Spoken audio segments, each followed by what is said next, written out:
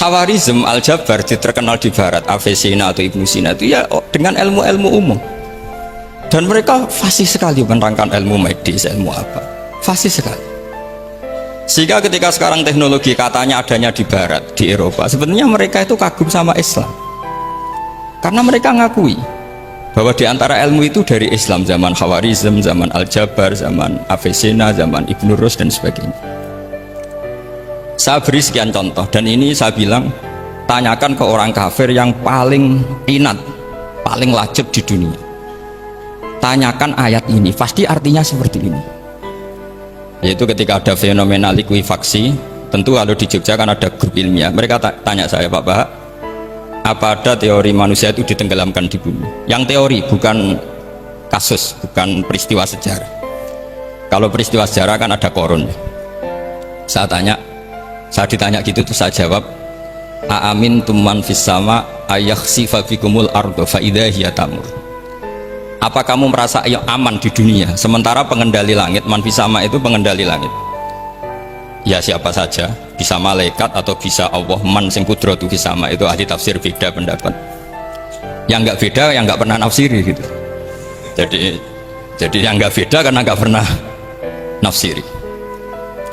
Ayak sifabikumul ardo, bahwa bumi ini bisa ditenggelamkan. Faidah ya tamur, ya memang bumi itu bisa meleleh. Terus saya memberi sekian argumentasi.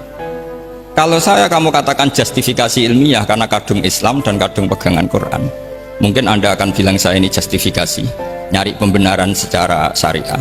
Tanyakan ke ahli lughat yang non muslim, maknanya ayat itu tetap seperti itu.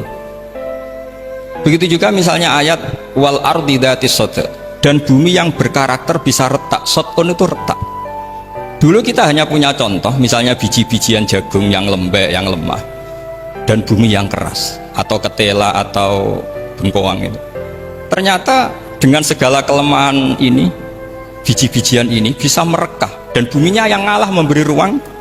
Dulu ulama hanya nyontohkan tadi, misalnya kalkhinto, apa saja yang bisa bumi mengalah dengan proses tumbuhnya tanam.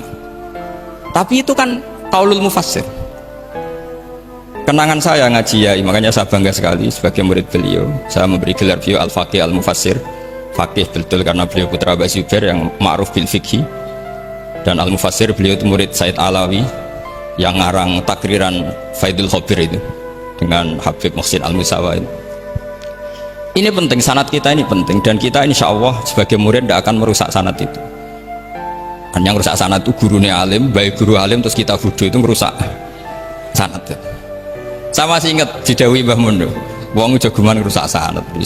Ibnu Hajar al-Asqalani ngalim-ngalimi wong, di murid Zakaria al-Ansori, beliau di murid Ibnu Hajar kita, terus di murid Fathul Mu'in. Jadi kiai nak di murid ngalim itu yo isin. Nah kita berlomba-lomba supaya gak ngisin-ngisinin Allah.